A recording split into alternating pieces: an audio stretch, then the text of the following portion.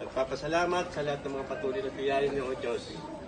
Dinadala namin, Lord, ang batang ito na si JC sa kanyang kaarawan sa araw na to.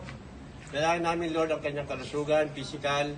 Ilahin niyo po siya sa lahat ng mga kapamakan.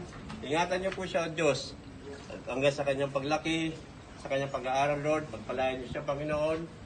Bigyan niyo siya ng kalusugan na matagal, Panginoon, matatag